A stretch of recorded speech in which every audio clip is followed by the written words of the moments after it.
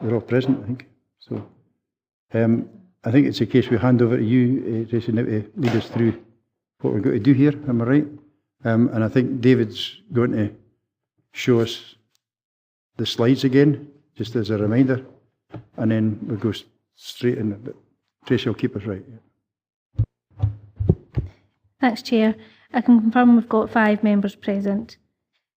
I was just going to summarise, at the meeting of the 5th of December 2018, members were led through the papers by the Chairman and agreed that a further procedure was required to allow determination of the review, which was to request a structural survey of the farmsteading. The meeting was then adjourned to allow the applicant agent time to provide this additional information, which has now been received, and the survey was circulated to members on the 9th of January. As a reminder, the grounds for refusal were the proposal is contrary to the provision of Dumfries and Galloway Council Local Development Plan Policy OP2 and supplementary guidance on conversion of traditional agricultural properties, and that the design of the proposal, which includes significant raising of the eaves of the original building, is not considered sympathetic to character and appearance of the existing agricultural building. The options available to local review body remain the same, which are decide that sufficient information before it to enable it to determine the review today, request further information in the form of written representations, resolve to hold a hearing, or resolve to hold a site visit. If the LRB resolves that it has sufficient information, no further procedure is required, they have the full powers to uphold, reverse, or vary the determination. The decision notice will include a statement of the terms in which the planning authority has decided the case reviewed. Same planning advisor from the meeting of the 5th of December is present to assist on matters of planning policy, law, or process. If no further clarification is required, the Chairman can now lead the debate. Thank you. Okay, David, you want to just put the slides up for me, thanks? Thank you, Chair. Exactly the same slides as you saw last time. This is the view from the site west across Luce Bay, and that's looking north towards one of the other steadings. It's just looking across the southern part of the site down towards the road, and east across the steading, and then looking south through the steading. So the land is just at the very, very tip there of the application site. This is the rear of the building, which is in question, and as you noted last time, it does actually adjoin an existing 2-storey steading building, which isn't part of the application site. That's looking as you come into, it's effectively a cul-de-sac which comes up here, which terminates further along there, but that's the southern gable of the application site. Looking onto it, looking northwest, which gives you a good flavour of the existing building, and then the one next door, which I say isn't part of the site. And then the full-on west elevation of it.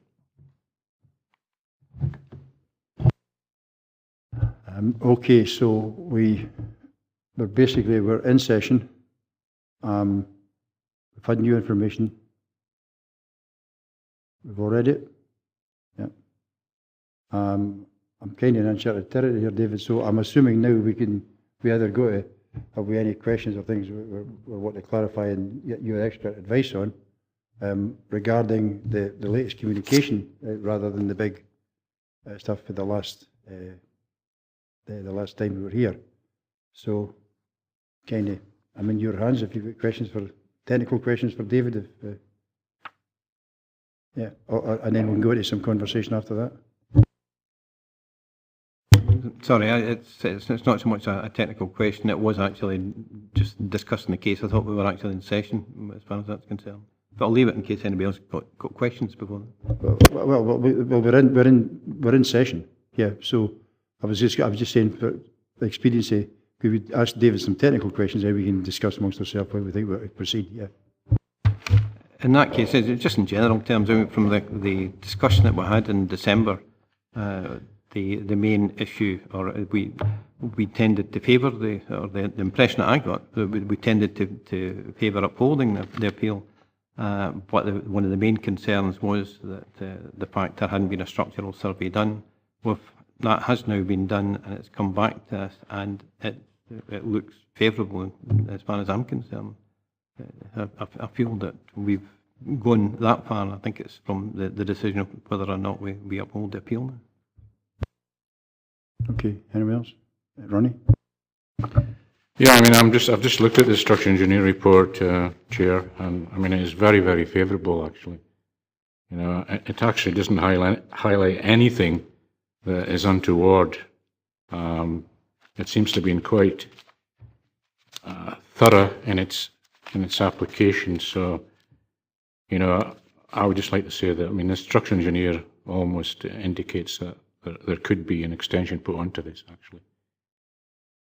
Thank you. John? Thank you, Chair. I'm just trying to look for a bit of advice from David, maybe, that photo number 12, which is on the back of the structural report, and looking where the trusses are. I mean, even if this application was refused and they go ahead with a single story, I'm just trying to think, because of the access into the single story at the moment looks pretty low, that the roof would have to be raised anyway, even if it was a single story, to give you the internal height. I'm just wondering what David's view was on that.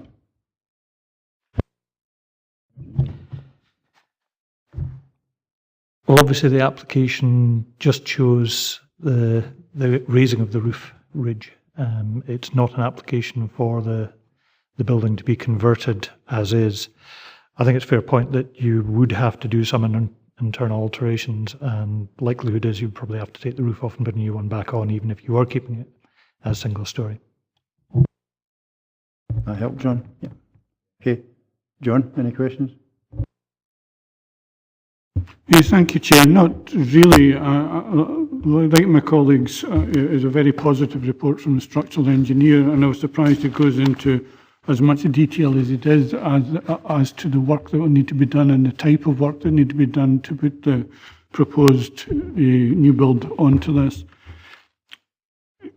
I just wonder, I've a very good memory of this and I've read through it, but what is the nature? There's the existing almost 2 foot wide walls, and then these walls are going to be extended by, I think it's 30 centimetres.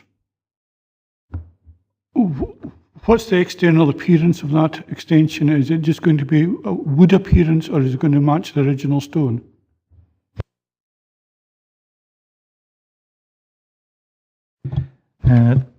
Chair, if I can direct you to page small 67 of your agenda papers. And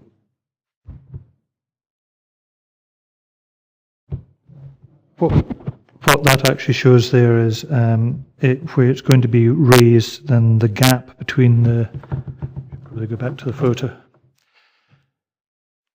So effectively what's shown as being proposed is that would remain, but then you've got another increase in height underneath going upwards to a new roof level, so the roof would be higher.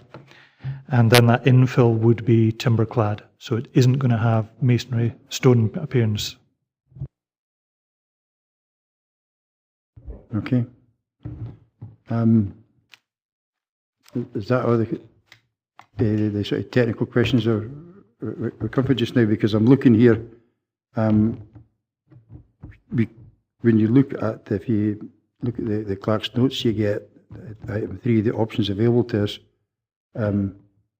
We decided last time there wasn't sufficient information, but we requested further information, which is what we've now got. Okay, so I think we need to re-ask the question technically, don't I? Have we got enough information to make a decision today? Ian? Yeah, I would certainly agree that we do have the information. I think if you recall, when I did in fact ask the question, if we did go to a structural, or request a structural survey, would that be done bearing in mind that we were minded to uphold this appeal, rather than put the applicant through the expense of going to a structural survey and then turning around at the end of it and saying no? So I would suggest that we do have sufficient information, and I think the structural survey has proved the point that the extension is feasible, and I'd certainly be minded to uphold the appeal. The wording of that, we could maybe do with some assistance. Thank you. Okay, let's make sure we've got enough consensus that we've got enough information. Ronnie, are you happy with enough information? Yeah, okay. And the two Johns? Yep. Okay, fine. Thanks. So we can sort of move on now to what we're going to do. And you're right. I mean, that's the reason we've got David here for some technical advice. Ronnie, yeah? You know, it benefits the weight scenario on existing outside walls.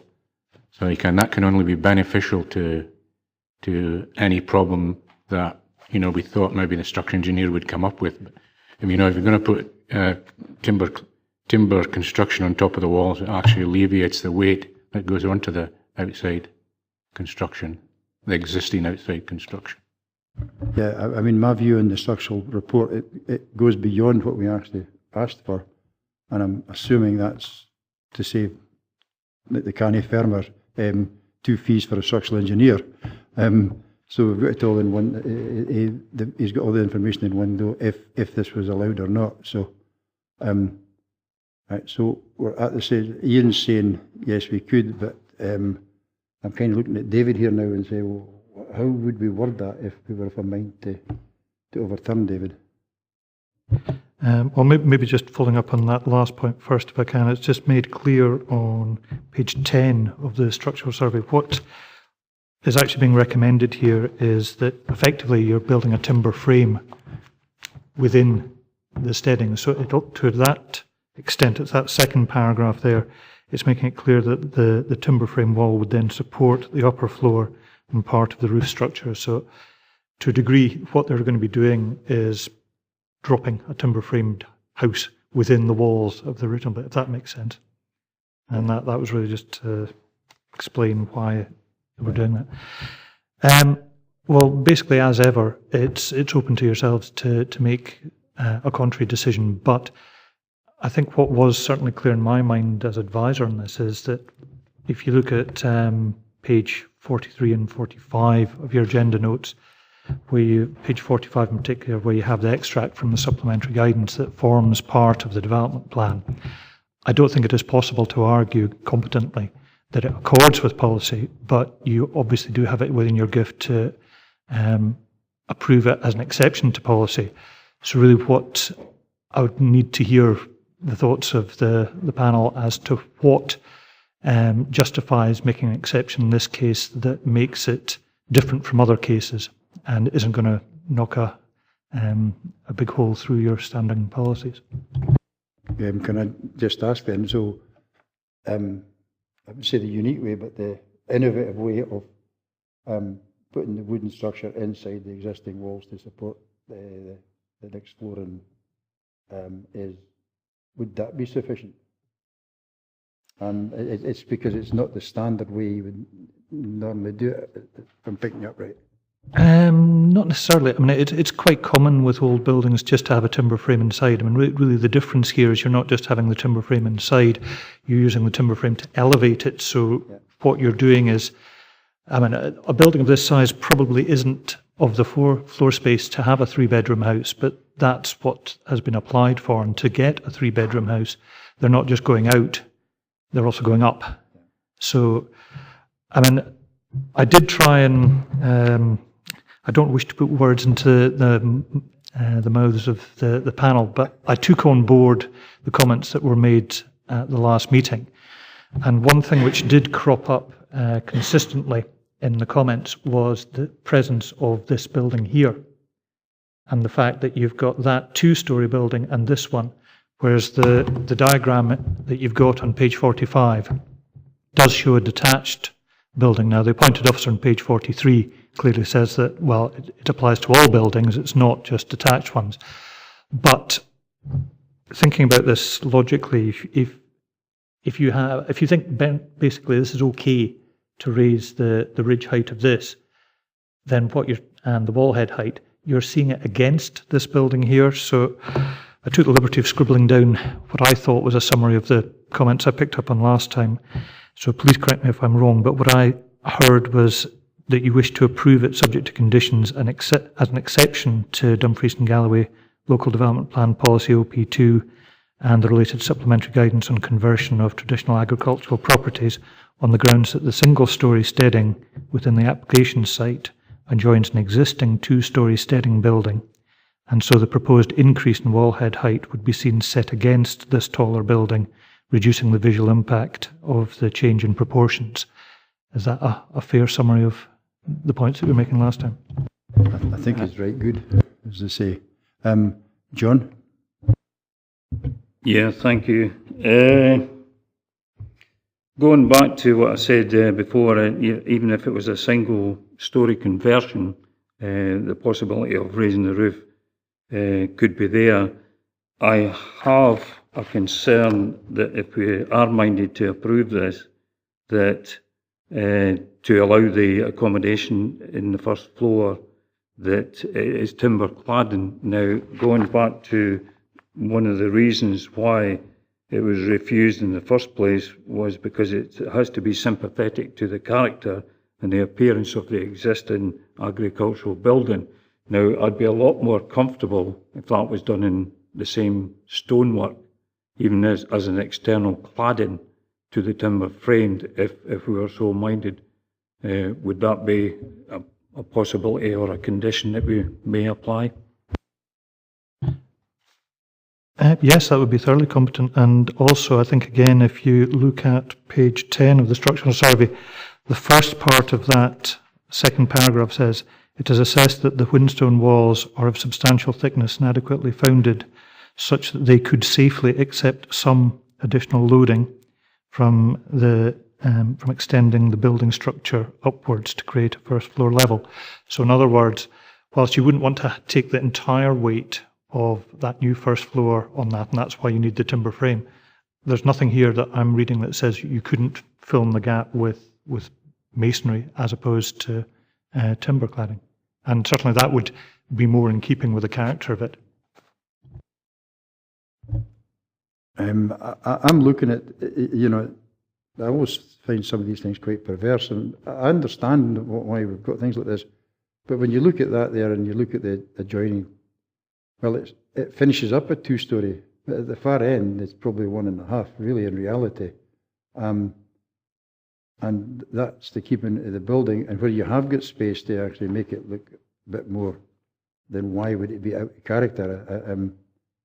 But I think the wording you've given us, David, actually allows us to explain why we would go against policy, because we don't, you're quite right, we can't just drive a hole through policy because it suits us. There has to be a good, valid reason for it. And for me, to raise that roof by the amount that they're asking doesn't really have a negative impact on the property it's actually attached to. It probably reduces, to a certain extent, the impact that other house has, looking at the end of it. It'd been interesting to know, and it's too late now, but which of the two came first? We'll not go there, eh? That's a whole afternoon in itself. Ian, you want to speak? Yeah. Thank you. No, I agree totally with David's comments there.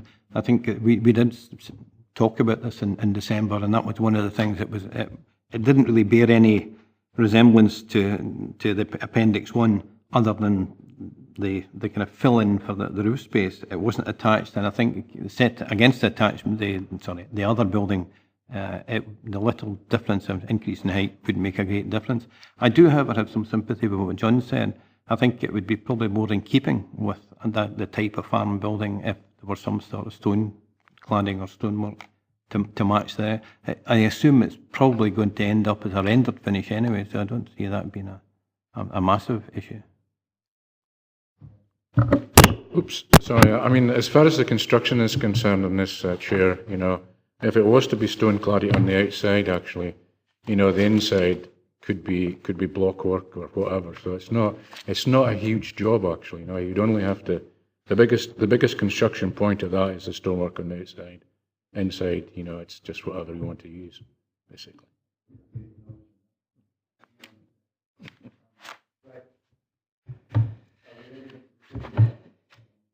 Ian, you've made your clear that you're... Yeah, I would propose that we uphold the appeal on the words that David stole, that I was about to say. And I agree entirely with that, but I think we maybe should put a condition on about the infill rather be timber, that it should be some sort of form of brickwork, stonework or something that could match the rest of the building. Okay, Ronnie? Yeah. John? Yeah, I would just agree with that. It's the statement that says sympathetic to the character and the appearance, which is the most important thing for me. And rather than just raising the roof itself per se, which could be whether it's single story or whether it's 1.5, is irrelevant. It's the appearance and character, and if we can maintain that, and then I would go along with that. Yeah, that would be part of the conditions, and we can come to the wording for that in a minute. And John? Yes, I fully agree with my colleagues. Okay, I'll make it a clean sweep then. So, David, have you got a copy for the clerk? And the extra condition would be? Well, I was also going to say, basically, unlike, say, the Planning Applications Committee, where you can just delegate the conditions to the officers to do, you have to actually do it. You're the final decision maker here. Again, having anticipated this, I've been through the comments that we got back from statutory consultees. I would suggest that what you need is a condition, well, firstly, the condition that you just said, I'll have a think about the wording on that in a second, but you'd need the sort of standard wording condition for the formation of car parking and turning areas to be in place before the house is occupied. You could take the access conditions, which the roads officers were recommending, and make a single condition about that in terms of this is to do with the proposed vehicular access at its junction with the U211W, just in terms of its width, its gradient, trapping and draining, and making sure no access gate opened outwards, which is a fairly standard thing. You would also, I would suggest that it's an absolute standard prerequisite for any steading conversion is to remove permitted development rights, just so that you're retaining the character of it. It sort of allows the planning authority to see any application for any extensions that would come in. As I say, that's absolutely standard.